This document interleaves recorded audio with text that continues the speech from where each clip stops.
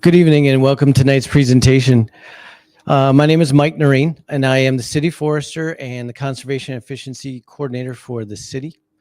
And I am representing two of the four organizations tonight, the City of River Falls and Hope for Creation. The two other sponsors are UW River Falls Office of Sustainability and our public library. Those four sponsors work together to put together events like this. So if you have an interest in that sort of thing, if you have ideas, if things that you want to see to help us build our community, please get a hold of myself or Kim after the presentation. Tonight, we have Dr. Richard Hauer speaking with us tonight. And Dr. Hauer is a professor of urban forestry at UW Stevens Point. He got his undergrad in forestry at Stevens Point, got his master's at University of Illinois, and his PhD at the U of M across the river. Now I'll have to read this part because all the stuff that he does is pretty cool. So he teaches courses in urban forestry, nursery management, woody plants, dendrology, the introduction to forestry. His research, he conducts research in urban forestry application through tree biology, tree diversity, urban forest management, emerald ash borer, trees and construction, tree risk management, and ice storms. So the guy knows a lot about forests and what's going on in Wisconsin and the region. He's published over 180 articles and has presented a lot more than that around the world. So really happy to have him here. And I do want to add that Dr. Hauer was generous with his time, and that he had a lunch and learn with the city employees on this topic, which was fantastic. And then he did a technical training with our forestry staff and public works on forest management. So we appreciate you. Come on up here, Dr. Hauer. Thank you, Mike. So how are you all doing tonight? Fantastic. Well, first of all, thank you for inviting me to your beautiful town. I'm a Minnesota kid by birth, a Wisconsinite by adoption, and I've passed through on I-94 the sign that says River Falls. This is the first time I've ever been here. You have a beautiful town, a legacy of a lot of trees that were here naturally, but also just the efforts of city foresters and like Mike's predecessors of what you have in this community for green spaces. You got an amazing tree population. And I could just give probably a presentation of just going around town and showing you all the cool things, but I didn't have time to do that. So I'll show you all the cool and maybe not so cool things that I have from life. First of all, I want to get to know you. Okay. First of all, like, what's your favorite tree? Because if you look at this picture right here, sugar maple, our state tree of Wisconsin, pretty cool tree. And I've got some former students that the tree's at the end of its life cycle. It's got a canopy that's dying back. It's heavily declining. And sugar maples do this. They can be hundreds of years of age. This one, size of it, maybe it's 50, 60, 70 years of age, but it's at, unfortunately, the end of the life cycle. So what's your favorite tree? White pine. That's, from a pine perspective, it's one of my favorite trees, how soft the foliage is. It's like you could just go up in the canopy and take a nap, right? All right. Anybody else? Favorite tree? Mulberry. My grandma did not like the mulberry. Not that she didn't like, oh, here we go around the mulberry bush, songs like that. But the birds in the backyard would go for the mulberry and then they'd eat it. And then it was like every day whenever she had laundry out there, the birds would find her laundry. Yeah, but otherwise, no, it's a wickedly cool tree. We could go on and on. Another tree. White oak. I mean, that, and I grew up in western Minnesota where we had bur oaks, and just the strength of these trees where you could literally do shade tree mechanic work where you could lift motors out. And I've actually been involved using the limbs of a bur oak tree to actually hoist from to lift a motor out of a car. So anyways, what do you think my favorite tree is? And those of you that saw me this afternoon, you're excluded from telling them. Basswood, close, but not close enough. Or maybe, what? Cedar. They're great trees, but nope. How many remember Rodney Dangerfield? And he had this little tagline, I get no respect, no respect. Box elder. Yeah, you look at me going, why box elder? Because when I was a kid, my grandpa built a tree fort in a box elder. When I was a kid, I built a tree fort in a box elder. And actually, we moved from a town, Montevideo, Minnesota, to southern Minnesota. Lake Benton was the town. I didn't want one set of neighbor kids to get the tree fort. So I created a title, and I titled my tree fort to the kids I wanted. And when they graduated from high school, their mom retitled the tree, or they retitled the tree back to me, which I thought was pretty cool. I'm trying to find that. I think it's in some box somewhere in our house, but I got a title to a tree fort. And then the other thing, one of my first professional life things is I had to tell a kid to get his tree fort out of our city tree that it was cease and desist order on a tree fort. That was a tough one because, I'm with you, brother, but sorry, you should have picked the box elder on your yard, not the city tree. So it's my connection to people and social things. Do I love other trees as much as box elder? You're darn right. But this is, I have actually number one on the list, like hundreds and hundreds of trees. Okay, very few trees I kind of dislike. Nonetheless, George Jetson. Did you know he was born 3 weeks ago approximately? So in 1962 is when this futuristic show came out. And I was giving a keynote talk at a conference in Florida a couple weeks ago. And the title of my talk was The Urban Forest Utopia. We're going to actually talk more about dystopia, but this was a cool show. Did you know a little fun fact? This was out, how many years do you think this was a cartoon? 1. I was like, I was doing a little research on the Jetsons, but nonetheless, yeah, only 1 year. But when I was a kid, man, we watched this all the time. And it's like, but they milked those 28 episodes very well. I didn't know it was 1 year. All right, but there's a few things that they got right. They projected that there would be like robots that would vacuum your house. Maybe you have one of those. Okay, we have a corded one that have to move around with. Toaster oven or microwave. They projected the way to heat up foods. Laptops. Yeah, and then like space packs. Any of you actually have one of these things? If you do, I will be your friend. Okay, now you're like, nope, I got one, but I'm not telling you. Okay. So they predicted things like, hey, you can go up to sit in a chair and they're going to brush your teeth. That one they failed on. But they did get like the little phone watch. Maybe one of you has one of those on your hand right now. All right. Or maybe, these virtual conferences with medical practitioners. I mean, that became really common the last 2 years. And then things such as the husband abductor. My wife would say that we still don't have that one, but man, we could really use that one on some days. So anyways, if you look at trees, and these are trees that I wish anyone would have, on the far right are my daughters. I used to take on annual, so my oldest daughter is on the left there, and we planted that in Arbor Day. It's a tree in North Minneapolis, and so we'd go back on an annual basis, kind of like kids are growing, trees growing, but that's a pretty healthy swamp white oak. Or you go to the tree on the very left, very healthy Norway maple, another healthy sugar maple. Unfortunately, no one ever calls me out to their property and says, hey, can you look at all my healthy trees and tell me that there's nothing wrong with them? They usually ask me to come out when we see a dystopian tree, something that's wrong with it. And could you tell me what's wrong with this? Well, yeah, weed whip. Okay, that upper right. The bottom one, it's just moisture stress, sugar maple. They do these things. Or, yeah, and by the way, this is a tree that was actually mulched. It was dead. So don't mulch dead trees. They won't come back. That was kind of silly. But yeah, there's a lot of explanations. We could talk about, lack of water for trees could be an explanation, arboricultural practices, the misapplication, the health of a plant. These are all themes. If you're thinking like an outline where we're going today, we're going to be kind of talking on these topics, things such as infrastructure in trees. So if you're wondering why trees fail, okay, so what's wrong with my tree? There's explanations, from a biological perspective. Maybe you've never heard the term abiotic. If you haven't, non-living versus biotic is a living thing. So when you look at plants and why they do not do well, usually it's an abiotic thing, okay, that you get less healthy as a plant and you become more susceptible to insects and diseases. Normally, it's not like emerald ash borer, which I'll actually end with here in about, 50 minutes or so.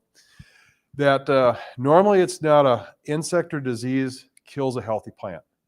Normally, it's a plant that's already compromised, and we're no different. If we're really healthy, you get an illness and you tend to recover pretty well, okay? If you get hit by a car, that's a different story. But a healthy person can fight off diseases. Unhealthy plant, or a healthy plant could, but an unhealthy plant is more susceptible to things such as insects and diseases. Okay, so if you look at this whole decline spiral, healthy trees can tolerate droughts. They can tolerate, some soil compaction, but when you start adding these things together, they get a little less healthy. And then maybe an insect comes in and it makes it less healthy. And so it becomes a downward spiral. And we want to really avoid plants getting to a state of decline or obviously dead. Now, why do we even care about trees? Why are they even important? Well, first of all, have you ever taken a forest bath? Yeah, you take some leaves and no. A forest bath is nothing more than you get out into nature. And I'm sure you've done that before. Maybe today you had a kind of a lousy day, or maybe you even had a great day and you want it better. And the thing we know about nature, and there's well over 1,000 medical publications now that look at the effects of green spaces in human health. And for example, maybe you like essential oils. Plants are where we get essential oils from. And so, for example, maybe you've smelled a pine forest before. One of my happy places in the world is northern Wisconsin, our Tree Haven Field Station, where you train students. There's this red pine plantation, 75, 80 degrees Fahrenheit, and you can just smell, they're volatile organic compounds. And they're really things that your body just, it's like essential oil, you actually feel better. And so nonetheless, the forest bathing is not only like getting maybe these smells, but I don't like wind chimes. I don't like metal hitting each other. It just seems kind of silly. Some people love metal wind chimes. I like quaking aspen chimes. And actually at our Tree Haven Field Station one year, a student was kind enough. I get to class in the morning and there's this wind chime. They took all the metal parts off and they took boughs of quaking aspen foliage and they put those as the chimes. I wept. I get to class, I had to dismiss it for the day. I said, this is special. I still have it in my office at University of Wisconsin-Stevens Point, the old quaking aspen chime. Subsequently, the soundscaping is really what it is. I planted quaking aspen in our landscape just to hear the rustling of the leaves. Hey, if you ever wondered how leaves make sound, the rustling, it's leaf collisions. Yeah, so when leaves hit each other, that's the sound. Try this sometime. Take 2 leaves and just shake them. You'll hear nothing. Take these same 2 leaves, shake them together, and you'll hear sound. So yeah, leaf collisions is what you're hearing actually. All right, I like Bill Murray movies, okay? But nonetheless, maybe you've seen this What About Bob one, and I refer to green spaces. It's take a break from your problems. It was kind of one of the taglines in that movie. So green spaces, and you only need a dosage of about 45 minutes. And what it does is if you're having kind of like a so-so day, it takes your mind off the stresses you have. So it may be the smells, it could be the sounds. Okay, there's a lot of things, triggers, and your mind is not thinking about, the taxing things. Like maybe you had a really taxing day at work of just the assignments you had. Yeah, but again, the dosage is only about 45 minutes. And there's just not one, not two, there's hundreds of papers that have actually shown the same thing. Now, how many years, well, I guess I gave you the hint right there. I was going to say, how much time does it take when we plant a tree before we get the benefits from it? And these are city trees. If it's a tree in a private landscape, totally different. But these are trees that we plant in municipalities. It takes about 1 to 2 decades. Okay, so 1 to 2 decades after I plant a tree in, let's say on a street location or in a park. So I take a tree, it costs me maybe $200. And another $100 of labor to plant it, and maybe another $100 of cost to get this tree to establish and survive. Okay, so it takes this amount of time. And if you look at the economics, it takes about 1 to 2 decades before all that initial investment, because the trees grow. And a bigger tree has more ability to hold stormwater, has a bigger effect on people. So it takes 1 to 2 decades. So the lesson today we'll learn about is when trees die before age 10, 11, 12 after planting, you could just have dug a hole and thrown the money in there because you're going to get the same effect. But yeah, maybe I'd still plant the tree to get some effect. So what's wrong with this tree? Little hint. First of all, do you know what tree this is? It is. You nailed it. What's your name? Randy. Congratulations. You can stay the rest of tonight. Okay. So good job. But anyways, it's American elm and Dutch elm disease. Now, what's really neat about Dutch elm disease, not that it kills elm trees, it's a disease native to Asia. And it was initially brought to Europe around World War I time period. And they actually thought the elms were dying from mustard gas. And a really cool pathologist, Dr. Christine Buseman, came up with, there's a standard process of how you identify of, is it the fungi that's causing? So she's the one that identified Dutch elm disease in Europe, and then it was brought to North America about 1930. The thing is, we didn't have the science until about the 1970s. So for example, environmental impacts. Oh, by the way, this is the sustainability series. And so if you think of sustainability, social people are an important part. Environment's another important part. I talked a little bit about economics. That's another one. And this whole thing has kind of evolved. I'd say my dad was a really sustainable farmer until the mid-farming crisis of the 80s in economics. All of a sudden, my day of graduation from high school, sheriff comes out with foreclosure papers. So I guess the 2 days I skipped high school, I skipped a lot of days working on the farm. Just learning in high school just wasn't I'm really experiential for learning. But anyways, getting back to sustainability, it's actually evolved now into something more where ESG, I don't know if you ever heard that. Okay. And ESG, don't feel bad. I didn't know what it was 2 days ago. I was on a conference call with a friend of mine and I said, hey, Kathy, what's this ESG stuff? She said, I don't know. So it's like Google ESG and environment, social, and governance. And so you could probably say economics is really maybe a social construct. I could say maybe governance is, but that's actually how it's kind of evolved, which is, I think is cool. But Milwaukee, this is 1956. This is a street lined with elms. And Dutch elm disease came in that year. And this was a study we're doing looking at the effects of Dutch elm disease on stormwater. And I won't get into details, but man, I could bore you to death for hours on that cool study. But nonetheless, these are elms. And by 1969, they lost most all their elms. What we learned from the study is it takes about 40 to 50 years to recover canopy. So I'll end with emerald ash borer. And we've, some of the research that we've done in looking at retention of ash, keeping that canopy, let it grow, but then replanting things. Because if you don't, if you get rid of all your ash, this is the model. We know what will happen. It'll take 40 to 50 years to recover the canopy and then the associated benefits. So nonetheless, 40, 50 years. It was pretty cool. Last summer, we're doing some research in the city of Milwaukee, and just by chance, we drove by these two elms. Now, I don't know if they're resistant to Dutch elm disease. They just somehow escaped. But nonetheless, these are about 52 inches in diameter, so over 4 feet, okay? It was pretty wickedly amazing, but just think, if we didn't have Dutch elm disease, and there are actually places in the world that still look like this. Up in Canada, for example, Alberta, they have yet to get Dutch elm disease there. They're across the plains. Manitoba, Winnipeg still plants American elm because it's such a wickedly fast-growing tree, and it has this cool architecture, and they have such an effective Dutch elm disease program. It's really easy. You identify diseased trees, and there's things you do. Basically, you remove infectious material before it infects other trees. Okay, the science is really simple. All right, so let's talk about trees. There's a lot of different ways we can buy trees and plant trees. And the whole thing I'm getting at here, what's wrong with my tree? A little story we learned about trees and a thing called stem groveling roots. But a lot of different ways. You can buy trees that are bare root. So that tree in the middle on the left, I really like, because bare root trees, they don't have soil, but they're light. And that technique is as old. There's history going back 4,000 or 5,000 years in Mesopotamia, modern day Iraq, that and the Egyptians are considered the forefathers of modern day arboriculture or care of trees. So they're moving trees with even balls of soils 400, 500 years or thousands of years ago. So it came with a call back in the 1990s, and my PhD advisor gets this call, City of Lakeville, what's wrong with our trees? And it wasn't the tree on the left that looks really healthy. It was a tree that was showing signs in the upper right here of a canopy declining. And back in those days, not that you can't find verticillium wilt in maples, but pretty certain it's verticillium. It's a fungal disease, and it's pretty simple. You take a twig sample and you look for discoloration. So you see that in the right side.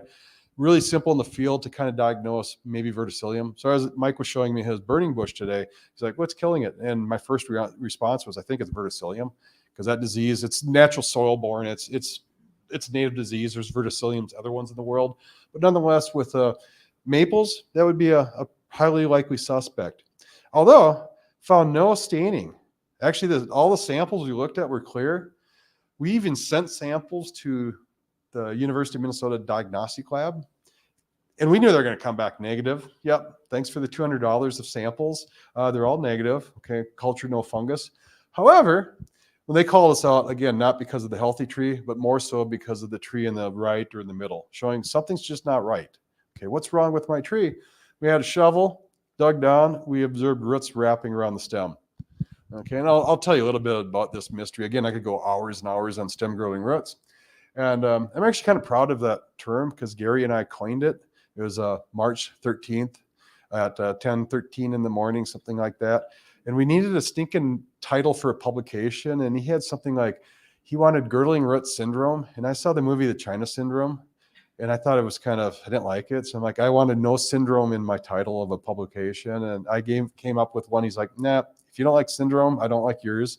And we're kind of like both at the same time. What's the problem? A stem wrapping around by the roots, stem girdling roots. So sometimes terminology just happens because it just happens. And we replicated this. We could bury a plant, root system 10 inches, and within a year, we could get roots coming up to the surface, wrapping around the stem. Arbor Day plant 1 year later. This was a cool sample. Our city forester, Rochester, Minnesota, we asked him, could you get us a really neat sample for our training session tomorrow? And Jake's like, yeah, no big deal. And so he actually gets one of the excavators in the city. And this was a tree that was declining. And he knew that this was going to be wicked with roots wrapped around the stem. That's pretty cool. Also, it was really neat to me. It was like this cool artesian root system that it's like, I want that in my front yard. Okay. Just had a pickup truck that was not going to haul it back. It was huge. But my point here is, if you think about what's normal, this is not an abnormal Norway maple tree, which is not normal. This is not if you plant them by seed, but it's normal to see Norway maples like this, where you've got roots girdling the stem. Okay. This is what a normal Norway maple root system looks like. First of all, I think these roots that flare off a stem are so wickedly attractive.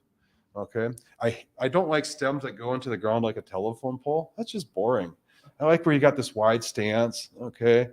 And they just say something like, I'm here forever because I've got a wide base versus I'm like this and you're easier to topple over. Okay.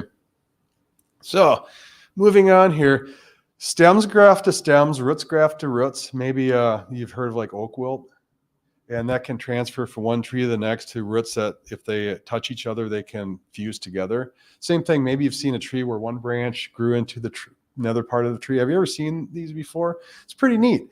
But roots and stems do not graft together. And there's anatomical reasons why that happens. Okay, I do have an arborist friend that said, oh, yeah, they do. I'm like, oh, show me your data. He's like, well, I've never seen the pictures, but he's like, it happens. I'm like, oh, okay, it does. Show me your information. But anyways, this is not new stuff. Back in the 1600s, there's a book, A New Orchard and Garden, I was turned on to that. There's a quote in this book about not stem girdling roots. That'd be kind of cool if they used that title 400 years ago. But no, it was that the greatest harm you can do to a tree if you bury the root system. And so I was like turned on to this quote. So I wanted to verify it by finding the original publication. So I'm at the University of Minnesota Library. They have a rare book collection. They don't have the 1618 edition, but they have one from like the 1700s. So who cares? 1618, 1709. That's an old book, right? And so I request the book. They're like, okay. So they come to me with this book in a Ziploc bag from the freezer. Now, why do you do that? Well, it's pretty simple. If you want to prevent the degradation of things, you freeze it. So maybe you have a garden and you freeze produce, okay? Rather than just leaving it in your refrigerator because it's going to have a shorter shelf life. So anyways, they give it to me. It was really neat. Back then, their library did not have air conditioning, okay? And it was about 95-degree, really humid August day, and they give me this frozen book, and they asked me, do you have any pens? I'm like, no, I got pencils. Oh, you're okay. Thinking, well, I could still write in the book with a pencil, but I suppose it doesn't degrade the paper. You could still erase it, but the ink could have, chemical reactions. But what was really neat was it was a hot day, very humid, in this frozen book. It was like air conditioning. It's like, this is really cool. Number one, looking at an old book, and then actually flipping through it, finding the quote, and I did, and then all this coldness coming at me. I thought that was pretty neat. So that's the tip of the day. On those dog days of summer, oh yeah, just get your frozen book out of the freezer, but you got to think ahead. It takes a couple hours to freeze these. And now don't freeze them with water because it kind of like the pages might stick. So freeze a dry book. All right. Now, I love data. I love analyzing things. I like working with colleagues throughout the world that are really good modelers. I'm an okay one, but this is nothing more than a set of data that shows you that the greater you go into the ground with a root system, the more likely you're going to have the stem that's encircled.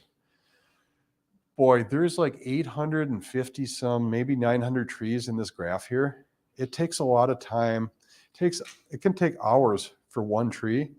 So this is like a year's work of effort from as a scientist just to get a graph like this. Creating a graph like this in Excel, I can do it in 5 minutes. Okay, pretty simple. But yeah, it's hundreds and hundreds and sometimes thousands of hours to get something just like this. And here's just some pictures of this stuff. What's wrong with my tree? Buried deep. And then you get the science part. And this is what you've all been waiting here for today, to see big, fancy scientific modeling like this. Or you're probably going, no, I hate statistics. I had this in college or high school. But really what it says is sometimes you have to take data and you're looking for, are there variables that actually explain? Yeah, and what we found was depth is really important, plus the size of the tree. As trees get bigger, they're getting bigger, the roots are getting bigger, so you got more roots that were encircling at one time that become girdling, okay? So yeah, it's a phenomenon that, I don't know, I wish I was never part of this, because I wish we never had this. And I could go on why, the explanations, but we have the solutions that we'll talk about. And here's maybe a little more easier, a little graph to digest. All it's showing is if you're a 12, you're a healthy plant. Nothing wrong with you. If you're a 0, you're a dead plant. Okay, so if you're somewhere in between 0 and 12, that's between dead and excellent. Okay, so the greater you go into the soil, the less healthy you're going to be. Okay, so then maybe it's not the SGR, stem girdling roots. Maybe it's an insect that kills you. And so here, or maybe you just get total failure. In the case here, this little tree stump on the bottom that says root-induced compression, or maybe the little hackberry tree on the bottom right, or the red maple, this happens about 18% of the time. Now, if you like football, and we're close enough in the borders, some of you are Packer fans, some of you are Viking fans, maybe you're anti-football, that's cool too. That's my wife, she's like, silly game. But nonetheless, that tree that says root-induced compression, that was an Arbor Day planting. Bud Grant of the Minnesota Vikings was actually involved. So that was a Bud Grant tree. So he was not a good tree planter, and the Vikings haven't yet to ever get a Super Bowl. So, okay. Anyways, a little fun fact there. So one of these trees, what's wrong with it? And you can look at this tree. It's being killed by an insect. This is a clear-winged moth. And what these clear-winged moths are, they look like moths. They look like really like a wasp, but they're a beetle. Okay. And maybe, I don't know if any of you have ever had an entomology class. I'm sure you've seen insects before. Okay. But this is not in the ant, bee, wasp family. It's actually in the beetle family. And some cases you they just get desiccated because you got roots that wrap around the stem and you're not having the flow of water going up. Okay, and sugar maples are notorious. When they get just moderate moisture stress, they actually will close their stomates as a survival technique. Okay, but if you have if they keep their stomates closed all the time, you get desiccation and you don't get growth on the plant. So that's not a good thing. So anyways, there's a lot of explanation of what's wrong with my tree here. Now let's talk about, tree planting and some solutions here. And so I love this catchphrase. I didn't come up with it. I'll give credit to Dr. Ed Gilman from the University of Florida. He says, roots at the surface, roots straight out. So I gave you some reasons why roots should be at the surface, right? So me and Gary are behind actually that first phrase. And then a lot of work that Ed did, that roots straight out. And I'll get into that a little bit. So roots straight out from the tree. What does that mean? Well, you've probably seen like spokes on a bike tire. Think of like the center of that bike tire as the stem, and then the spokes, the roots radiating outward. And that's just how they grow naturally in nature. Now, part of the mystery of this whole thing is some of the work. We had to figure out like where our roots in the soil. And boy, we had a whole evolution. We used to dig, and then we evolved to shop vacs, sucking soil out. And then we evolved to using this new tool that you'd hook it up to a huge air compressor, those ones they pull behind trucks that they can jackhammer with. There's tools now you can blow the soil away, and that was a game changer for us. Still takes a lot of time. You get dirty. You can imagine blowing all this soil. It's like, yeah, you get like 5 pounds of soil every day. And we found ways of using nothing more than this is a surveyor's chaining pin. They're something that's sharp enough you can poke into the soil. And all we're doing here is trying to find out where the root system is. Now, I don't know if any of you, if you've ever planted a tree that has a ball of soil attached, okay? But in the professional landscape industry, this becomes standard, number one, just to make sure where's the root system. And then if you find out that it's 3 inches deep in the root ball, you remove that 3 inches when you're planting the tree, okay? So it's pretty simple. And it's not like nursery people are bad people. Actually, they're great people. I got some really good nursery friends. And but sometimes through cultivation, sometimes soil just gets on the top, okay? But we have, ways to actually get around that. So at the end of the day, identifying where the root system is, so the roots are at the surface when we plant it. Now, you may have planted a tree in a container before, okay? A little easier. You could go to any garden center. These are really common. And there's some other problems that cause what's wrong with my plant here I'll get into here shortly. But really, if I ever look at a container plant, the first thing I always want to do is pull it out of the container. Okay, but I'll always ask a garden center, do you mind if I pull the plant out of the container? I'll put it back in. I kind of get this kind of look like, no one ever asked this. And I said, well, I just want to look at the roots. And if they say no, it's like, okay, thank you. I'll go to the next place. Okay, because if I can't see the roots, I don't want to buy it. Okay, it's like, would you like to buy a car, okay, that's covered in paper? And it's like, no, just trust us. The paint's there. Everything's okay. Okay. Like, so you can buy cars online now. I don't know if I ever would. We're in sight unseen. I've had some family members that have bought houses sight unseen because they just had to. They're moving to a place and they just trusted. And they were happy. There were some things they weren't happy about. But overall, it was like, it worked out okay. But me, no, I'd want to be there. So anyways, same thing, you could either figure out, and sometimes I don't know if you can see the bottom image there where it looks a little less rooty and you get further down the root ball and you can see more roots kind of encircling. Yeah, so sometimes visually you can tell, but the same thing, all you're doing, you're poking down and you're trying to find out, am I hitting something? And it could be a root, it could be a rock. And so you get really good at going around the tree and it's like 3 inches, 3.5, 3 inches. And likely you don't have rocks all at 3 inches, okay? And so then it's pretty simple. You actually want to get rid of this soil, okay, that's over the roots that are, so you've got a stem and these roots that are radiating around, away from it, okay? I call them structural roots. That's the roots that join the stem. That's really, you want those at the surface, okay? Now, what you want to do is use a friend saw because this will dull it. Okay, so if you do this day in, day out, what you do is you just buy a saw for this purpose, okay? And then you don't want to be like a magician and keep cutting all the way through. You actually want to cut partway down and then keep rotating this, okay? Unless you're a magician and maybe it works, okay? Where you cut the person's legs off and they just magically don't get cut off. Yeah, there's smoke and mirrors if you're curious. They're not going through legs. So anyways, in the end of the process here, you're removing that extra soil on the top. Do you see that little swelling? I'll use the laser pointer here. Sorry. Uh-oh. Uh-oh, now I really done it. Let me see. Let me slideshow. Try slide 35. Or I can just quickly go through all these. My laser pointer really goofed this up for all of us. Dun, dun, dun, dun. All right, nice seeing y'all. Hey, those of you live streaming, want to tell us a good joke? Oh, they're laughing here. It's a hoot. Good one. All right, so this is going to be really quick. Okay, this is you've seen all these before. Okay, let's see if I can get the right one. Have you keeping track? Was it slide 35? I think we're getting close here. Boom. Don't use the laser pointer.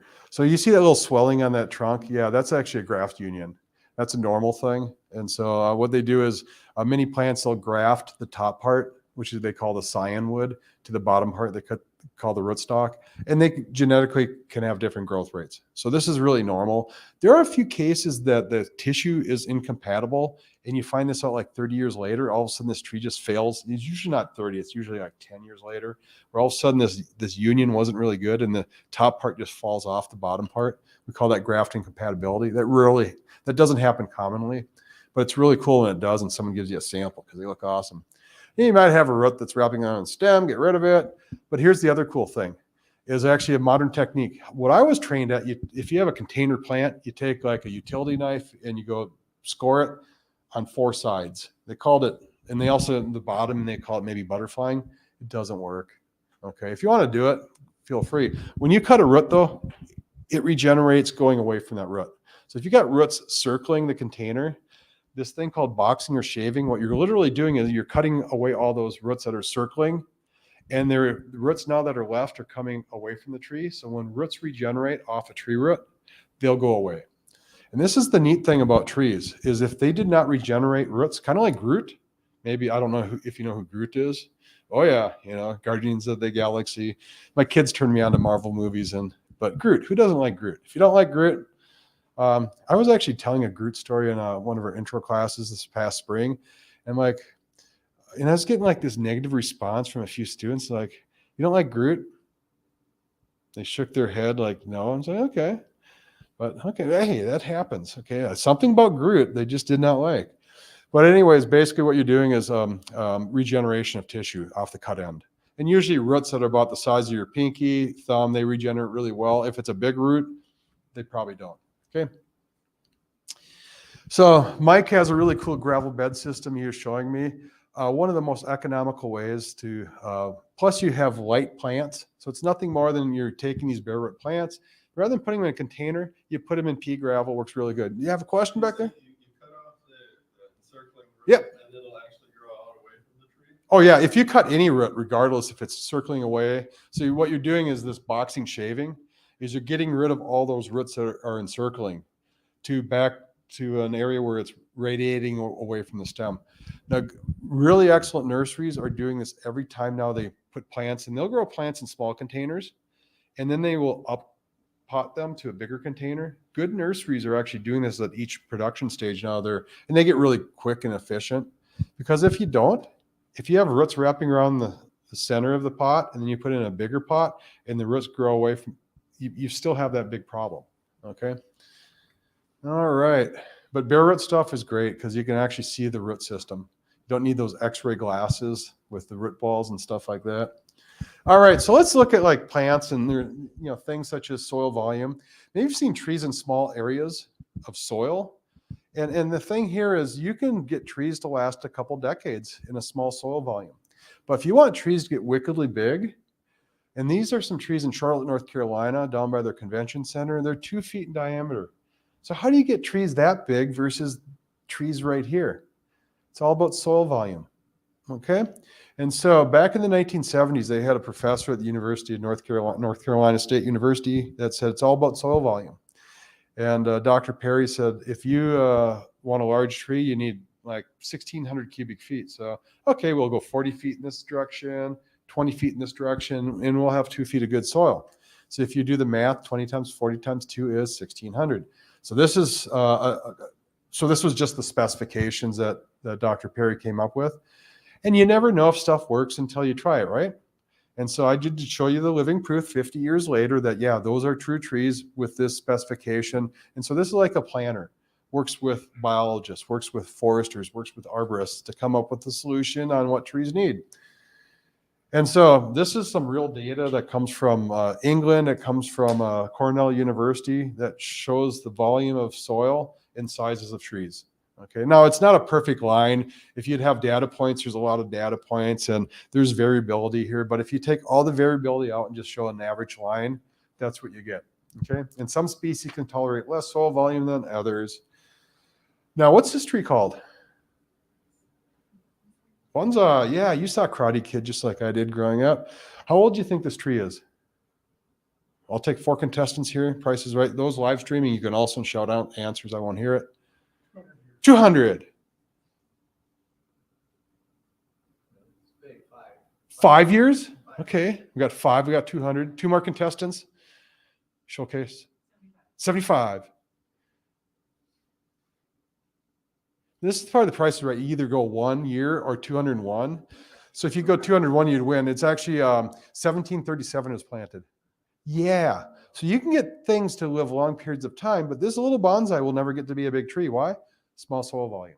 And they don't want this tree to get big. They want it to look like a cool, this is in the rare bonsai collection of the Arnold Arboretum in Boston, Massachusetts. So if you want to see this tree and it's all these other cool ones that are hundreds of years of age, and that was the oldest one I saw. Okay. All right. Or you could go to Minnesota, get across on I-94. Maybe you've seen this rest station before. or it's like you're probably close enough from here. If you ever go over to, the Twin Cities, you probably don't go to the Rust Station. Okay. Yeah, I could see that. But if you did, you would see these trees. And I don't know why. I took pictures years ago, and this Rust Station started in 1988. That's when the trees were planted. Minnesota Department of Transportation have great foresters. I happen to know a few of them. Anyways, I don't know if they designed this or just the architect had small soil volume versus a lot more soil volume. And so I've been taking pictures over the years, and it's kind of creepy if you think about it, taking pictures. No, I always make sure that there's no one there because I don't, hey, creepo, get out of here. But no, these are pictures, and I just want the trees. And, here's diameter at 4.5 feet above the ground. You can tell a difference in height between the trees with less soil volume. And actually, one of the trees actually died, 2021. So 1988, you can do the math. That's what, 10, 12 plus 21, 33 years of age. Plus, it was probably in the nursery for 5 years, so it's almost a 40-year-old tree. But the honey locust to the right are still looking pretty healthy, okay? And so it's all about soil volume. So if you want big trees to live for long periods of time, hey, it's just simple biology. If you want trees that actually in small soil volume, use small stature trees. So this is the university I work at. This enters our College of Natural Resources. And these are small stature trees that are about 50 years of age. And they look pretty healthy. Why? Because they're the right tree for the soil volume available. And we have some other things these days. We know research I've been doing with researchers at University of Florida about if you look at the size of a tree, the diameter, and we have some models. If you multiply like a 3-foot diameter tree by 1.5 feet and add 8 feet to that, that's the minimum distance you should have between a curb and a sidewalk if you want a large stature tree. Now, Mike was kind enough to show me the city, and I saw some places in town where you actually have some really nice growing spaces for large stature trees. You also have some other areas, like some towns where you have not as much, and you have alternatives. Maybe you plant on the other side of the sidewalk. This is just a planning deal. So if you can create the utopia, you create an environment not only for people. Now, there's a lot of things you have to worry about. It's just not like, hey, I got a tree and I got a sidewalk and a curb.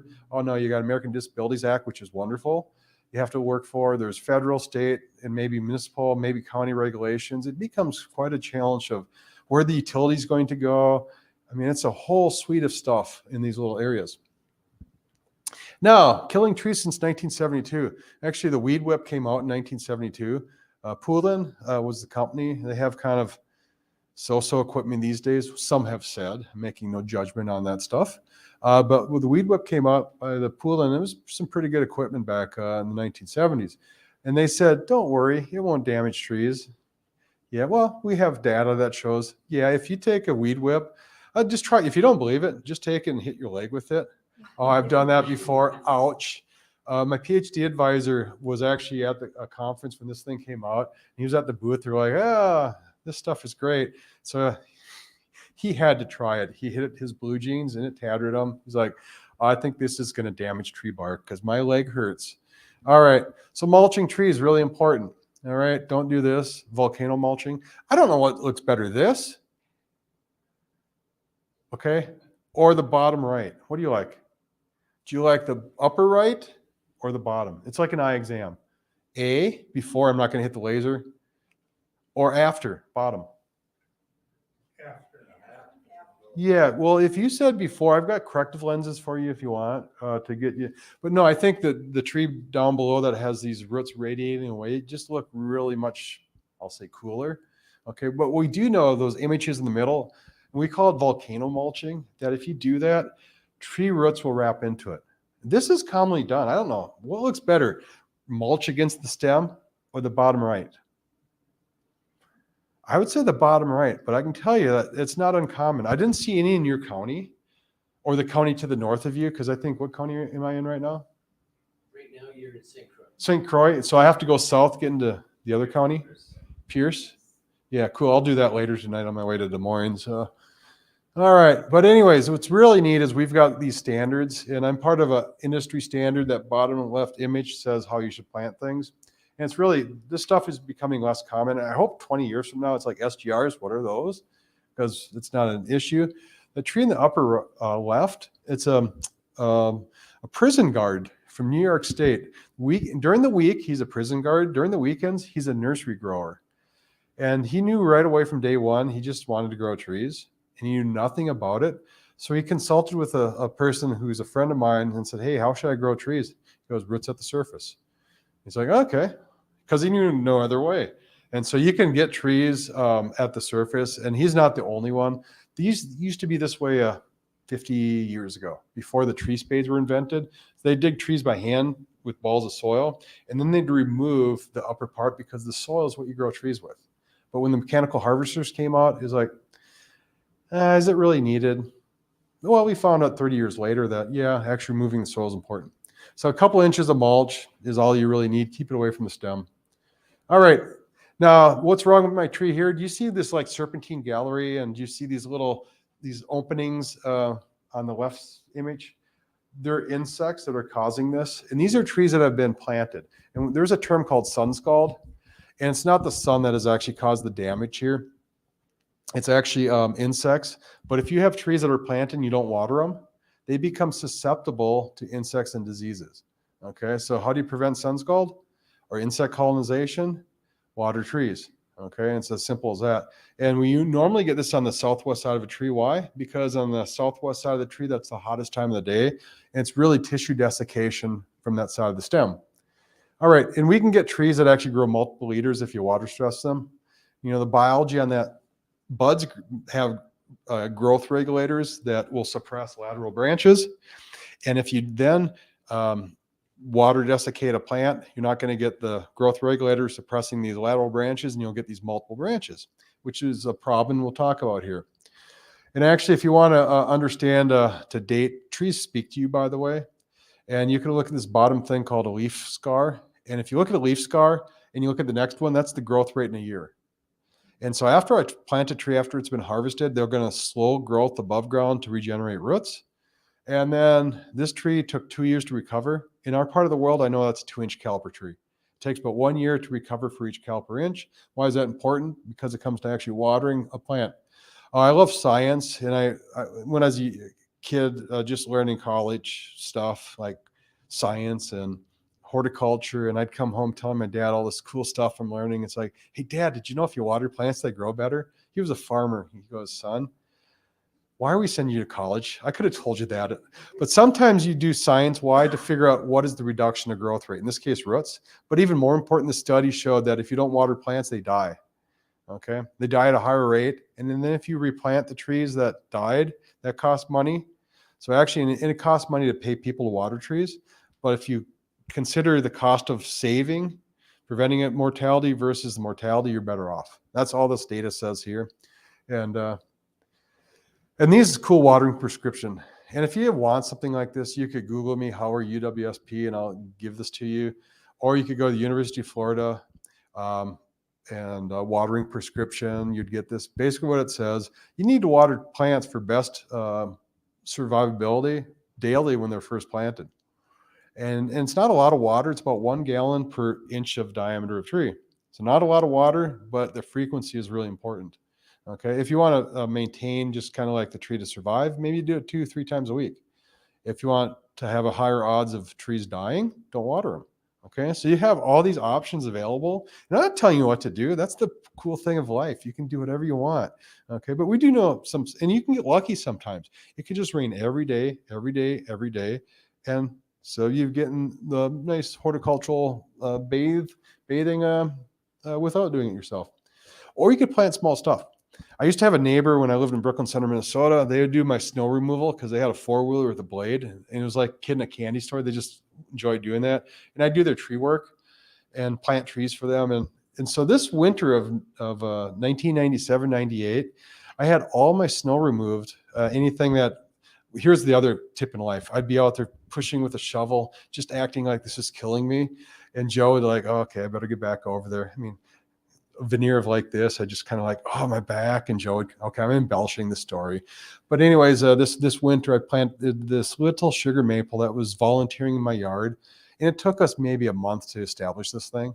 But a year later, it's like a nursery production tree. So you plant a small thing, they grow wickedly fast once you get things established. And so a little over a decade later, they have a really nice tree in their yard. So my point being here is it's nice to have instant gratification, but it takes longer to keep these things alive And if you plant smaller stuff, they establish more quickly. All right, pruning trees, is it needed? I remember having a marital, my wife and I have been married, 29 years now? 28, it'll be 29 years this October. And, but this was like year 3, I think, of our marriage. And she goes, what are you doing today? It was a weekend. I said, I'm going to go prune the trees. She said, why? Trees don't need to be pruned. They don't get pruned in the forest. Now, I've got advanced degrees by then. I've got a lot of degrees in like tree biology, arboriculture. I know this stuff. My only response to her was I couldn't tell her like, well, this is why, honey, blah, blah, blah. I said, this is a city tree. And she said something like, well, who cares? It doesn't need pruning. And I said something like, well, it's going to get pruned regardless. And I stormed out, and somehow we got in a fight. It took like 24 hours to recover this. She's mad at me because I pruned the tree, and I'm mad at her because she didn't want me to prune the tree. What I was doing is I was pruning for structure, okay? And really, if you don't, bad things can happen. We do know about 84% of trees that fail, and this is from thousands of trees of autopsies done in Minnesota, that when they fail, they will, like a storm took this branch off. No, actually this tree was set up for failure. If you see that dark area, that's what we call included bark. This included bark is there because you got branch tissue in between wood tissue, okay? And so you could prune that off at a young age, and it's an easy decision. Okay, and I won't get into the dynamics of how you go about doing this, but it's really, you want one central leader. You really want a central stem for about 20 to 30 feet. And you can have branches coming off that, but you don't want multiple branches going from low down that are part of the major canopy, okay? But we do know preventive things pay dividends. And we do know from a couple studies now, this is one from Australia, that it's about 15 times return on investment by doing things when things are young. So that's why it's a good thing to read to kids, because all of a sudden we're in a public library, so I have to do the little public announcement for reading is good. But yeah, reading is great because it just opens up your eyes to learning stuff.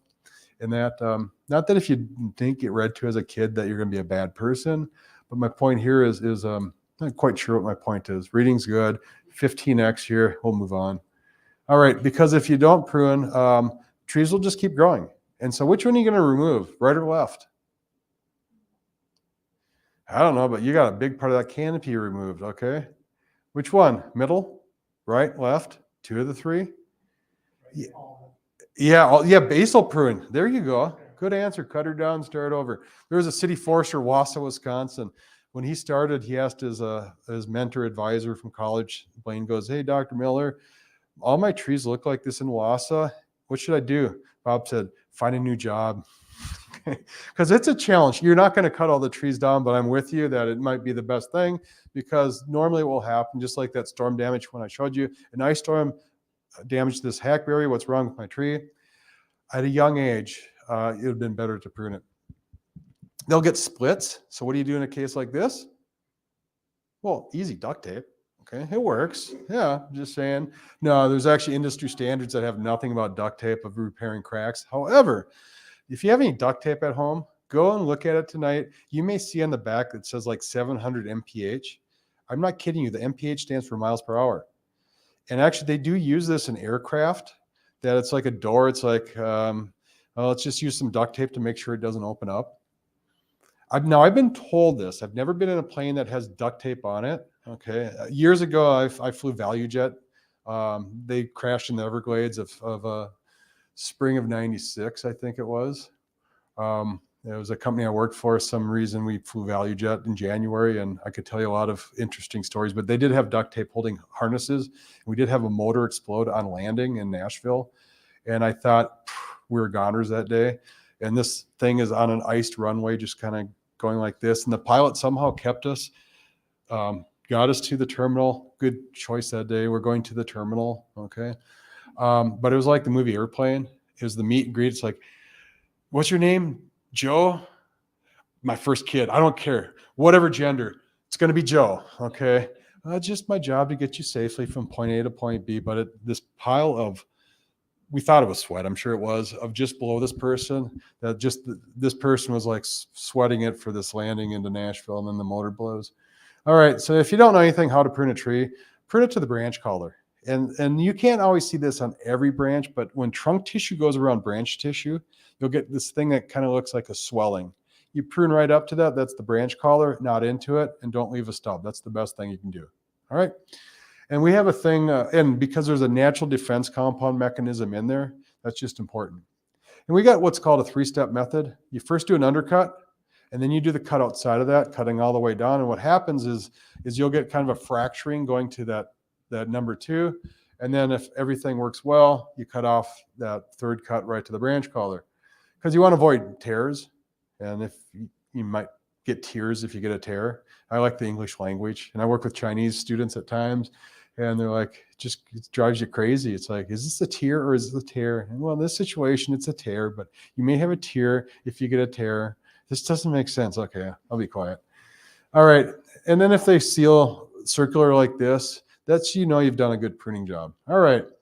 So let's look in the next, I don't know if I got like 5 minutes left, and we'll end here. What's wrong with my tree? What's this? Yeah, oak wilt. Nailed it. Okay. And that's my billboard. I used to work for the Minnesota Department of Agriculture, so that was my public service announcement. Nagel was kind enough to give us free billboard space. And so if you ever saw this in the mid-1990s, that's okay, but that was my billboard. All right, what's this? Well, what's the fruit? It's apple. Yeah, it's not rust, but it's apple scab. But what's really neat is you can diagnose a lot of stuff these days with Google if you know something about like what the symptom looks like. And it's apple scab, and you're going to have to learn this disease cycle on the exam later this evening. You're going to have to regenerate all this information. I hated those classes, and I memorized, and I do okay, but it's like a year later, I forgot. But what was most important was being able to read like a blueprint or hear a diagnosis of the disease cycle of apple scab. The bottom of this image says fungus overwinters in leaves on ground. Now you've got the solution to not have what's wrong with my plant. You rake your leaves and give them to your neighbor, okay, who has an apple tree because you don't like them. No, you take them, maybe you could compost them and you'll be okay. But just reducing the spores underneath the tree is important.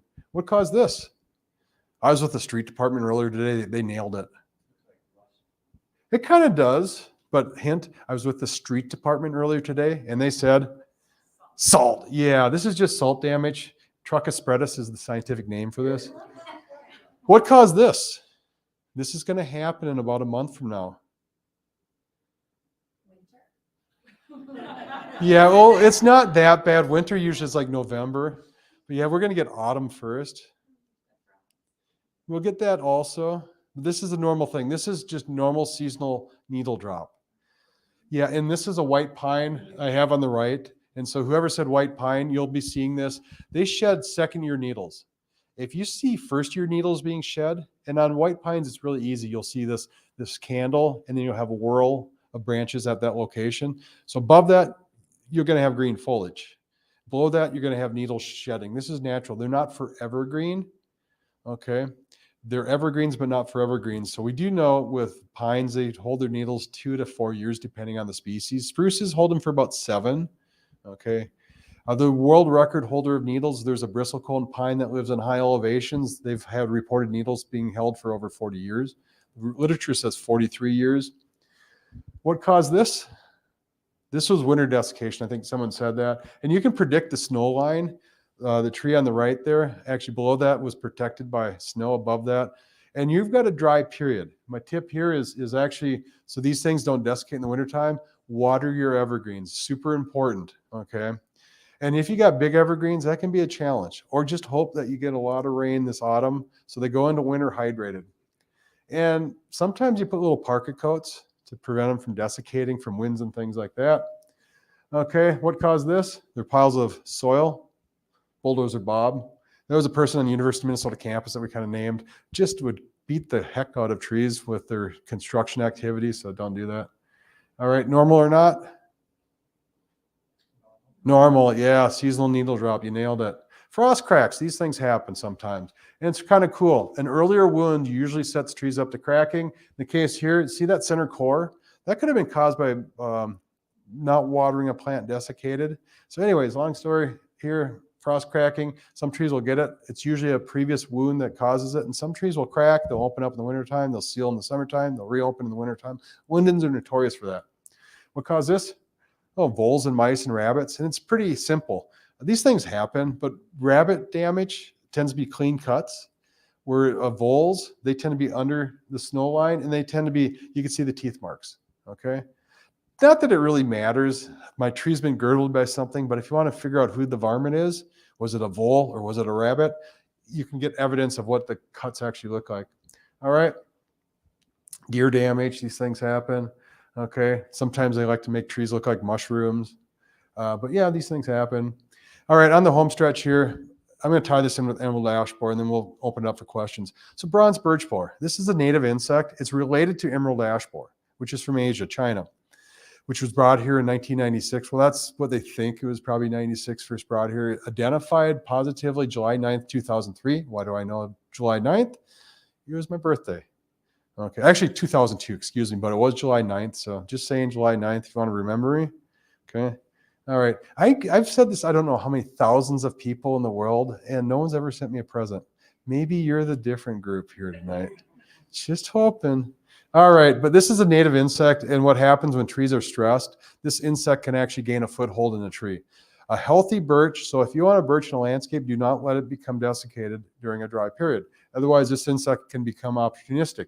There's two-line chestnut borer that also with oaks, when you get dry periods, this is an insect that you may see later on that causes what's wrong with my tree. And then our nasty friend, emerald ash borer here.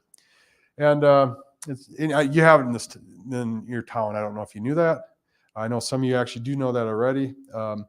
But it's easily treatable, and I'll just talk about that. But it's really easy to identify.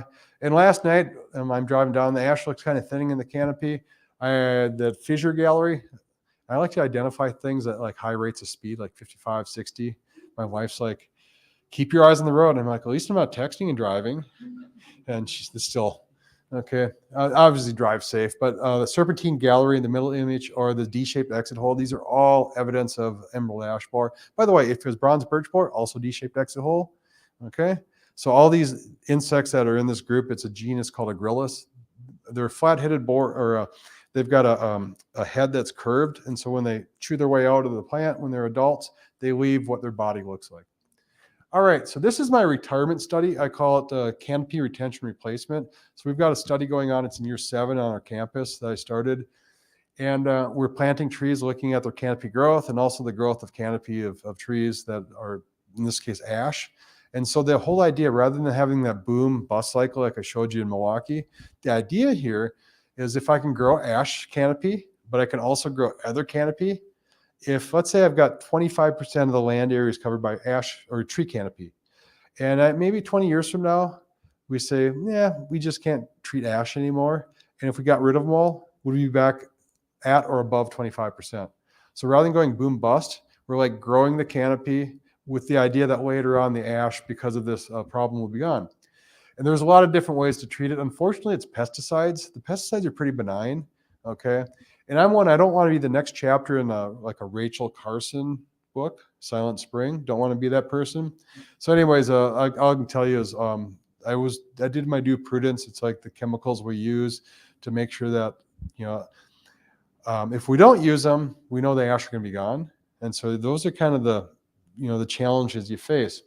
And this is some data from our campus. So the controls are the ones, and this is the case of condition rating. So 100% excellent trees, 0% is dead.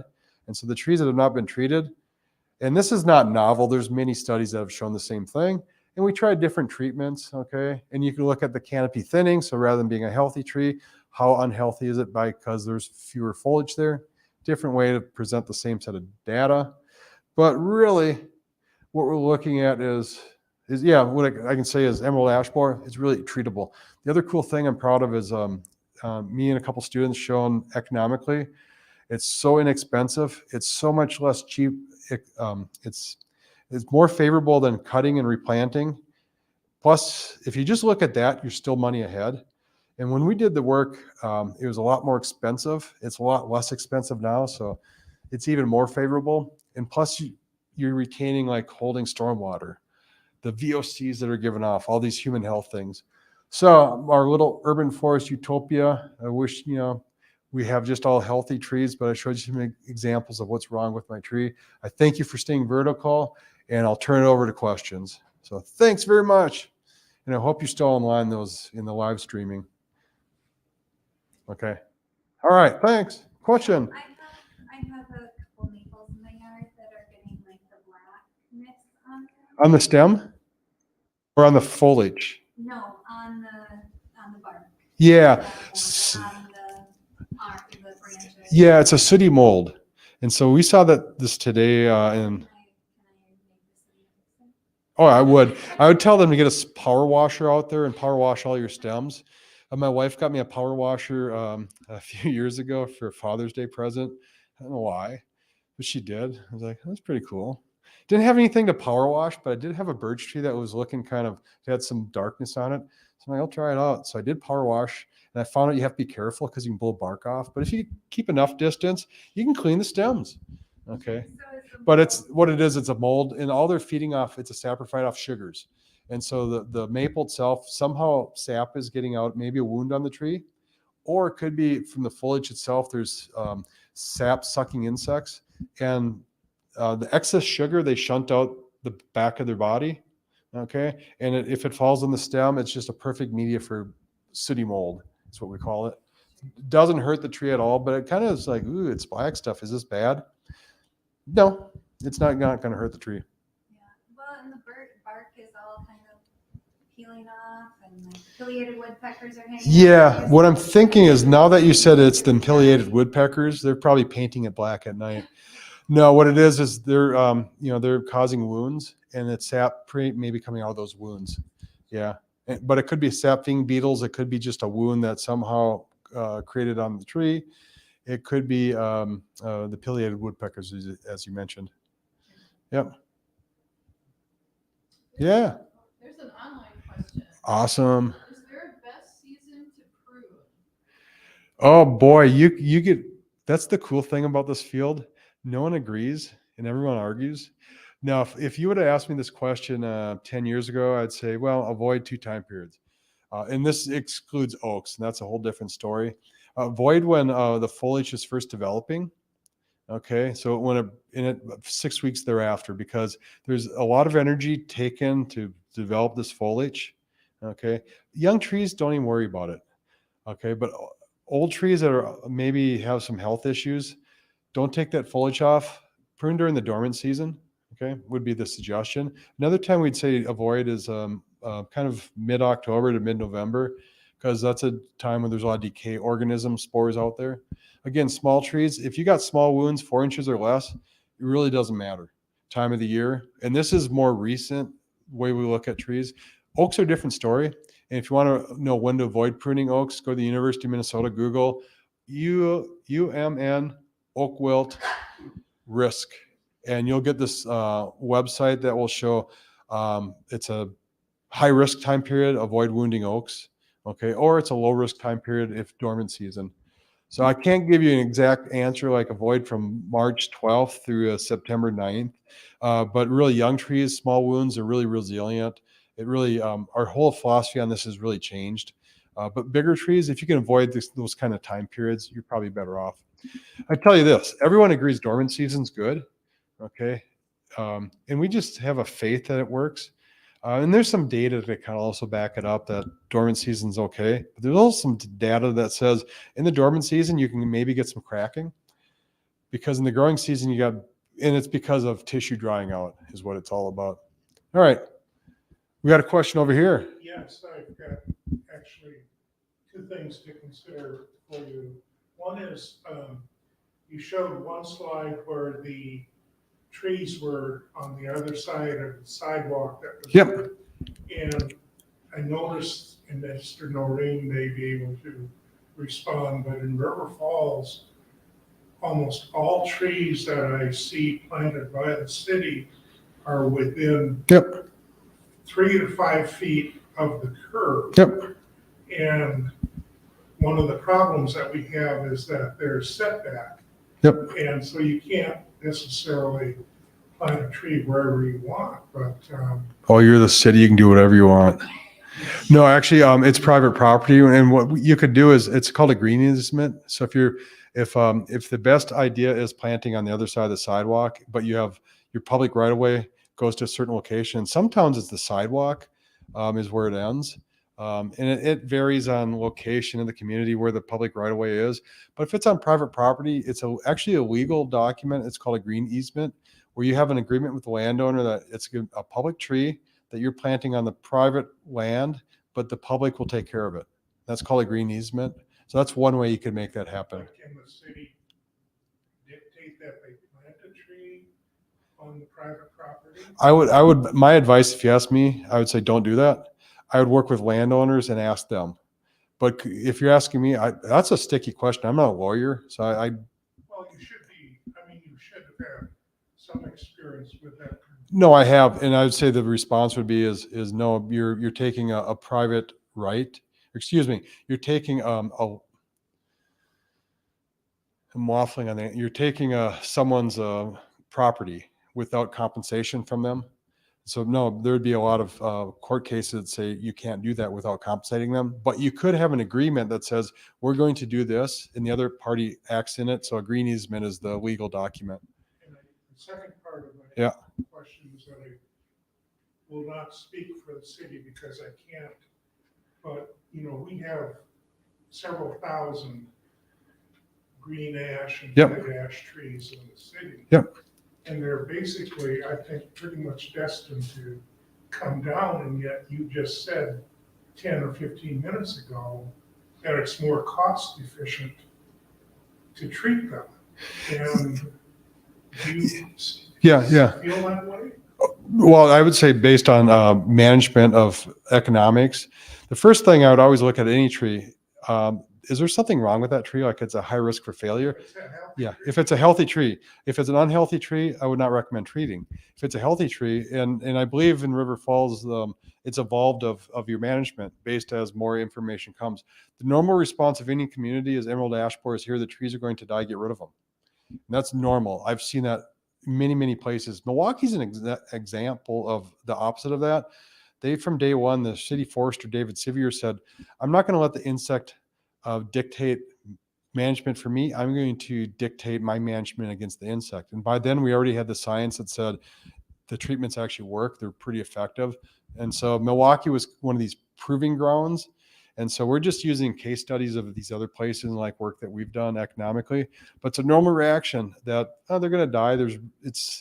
Must be a really costly thing. But when you start looking at the numbers, yeah, it makes sense. But the other thing, it's always budgets too. It's like then convincing like a city council that this makes sense.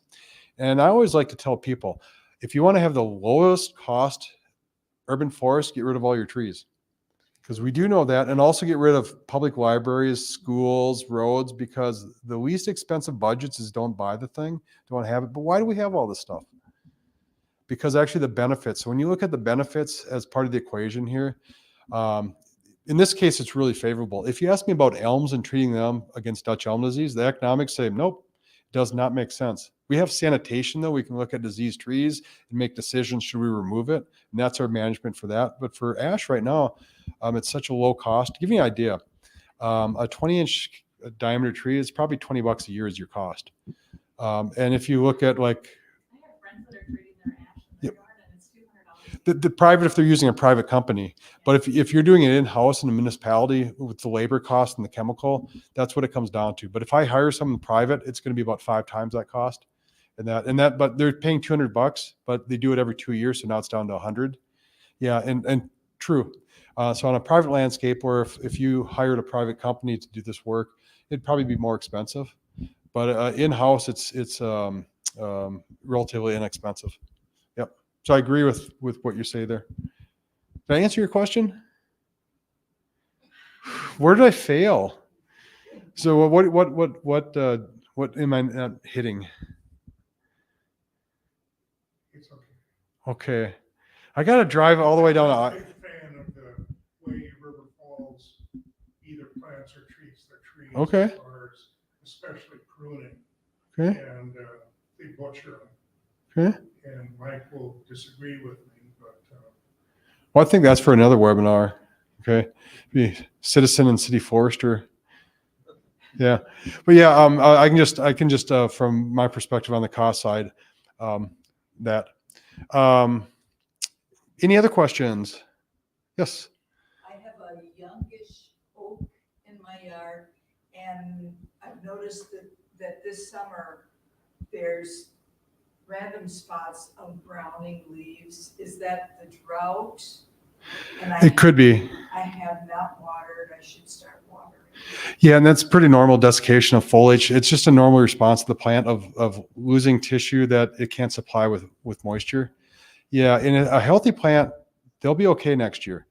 The thing is, if it's an unhealthy plant, it has some other ailment going on, maybe a slight root system wrapping around the stem.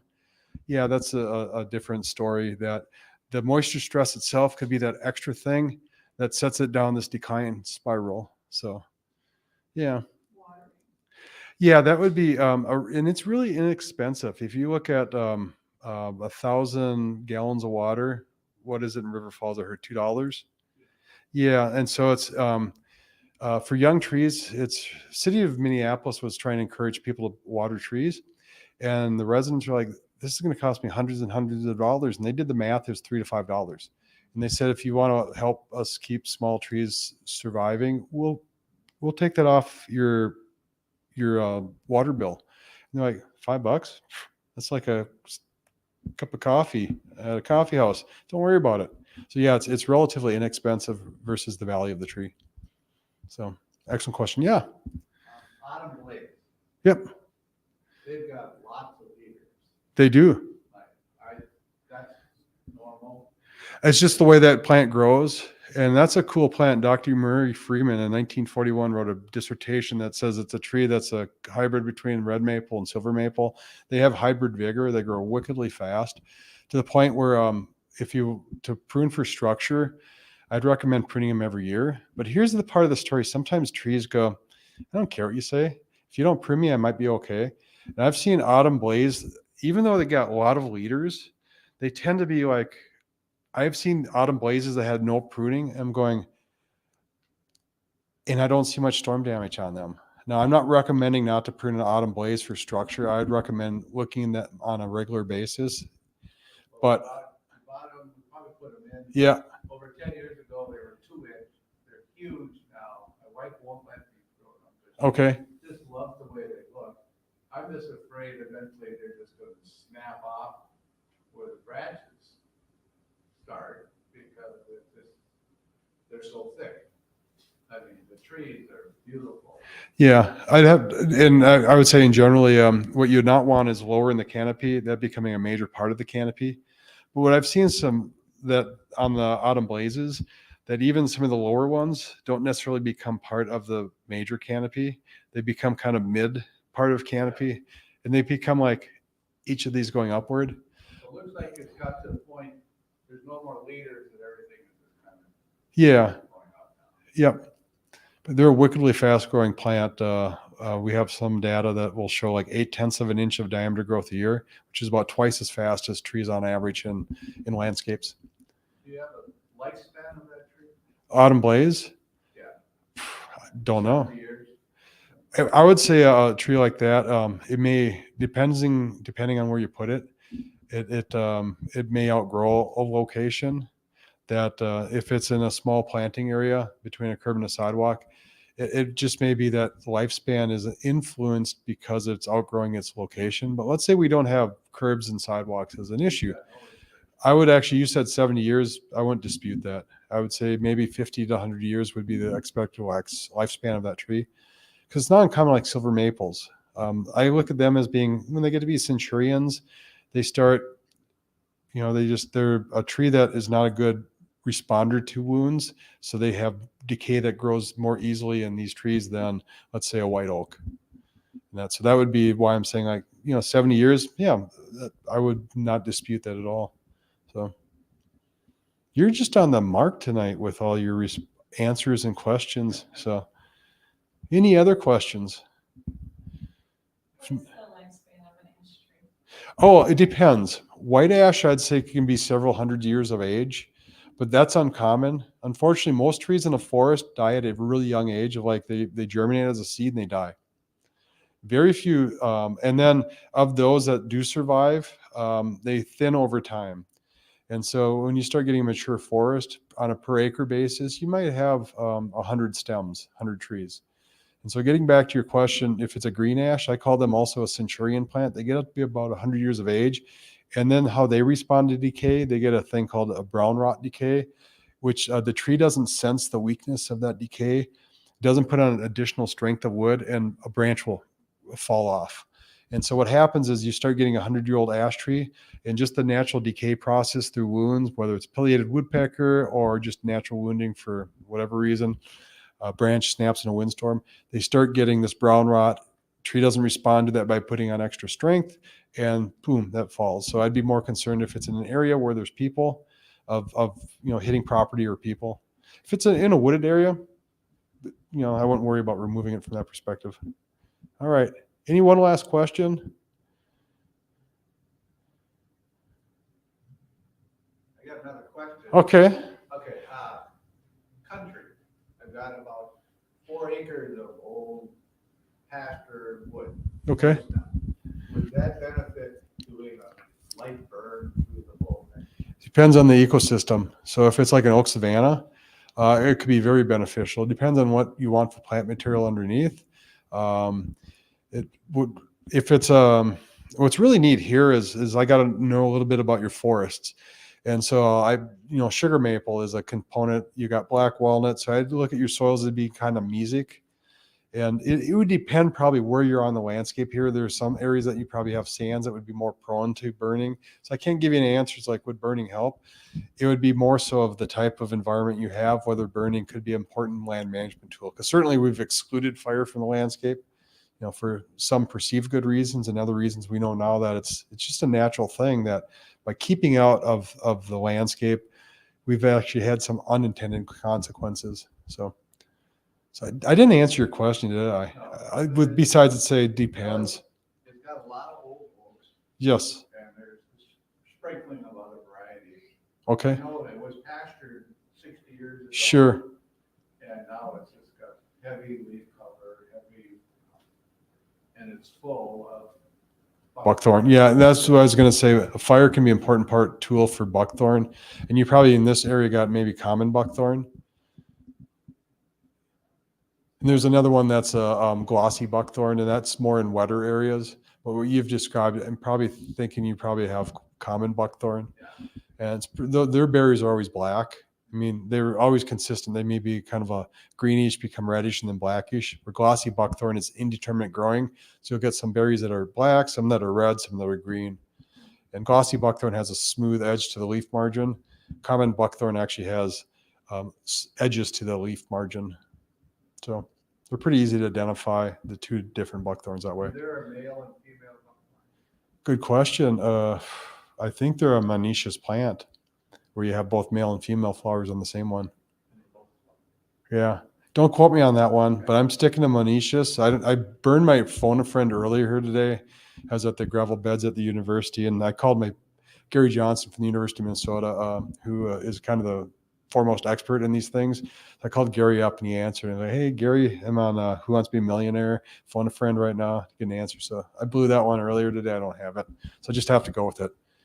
50-50, I'm going to say whatever I said. Okay. Well, I really appreciate you inviting me to your community. I really appreciate having the opportunity to speak to you, answer some of your questions, and talk about what's wrong with my tree. So thanks again. Bye.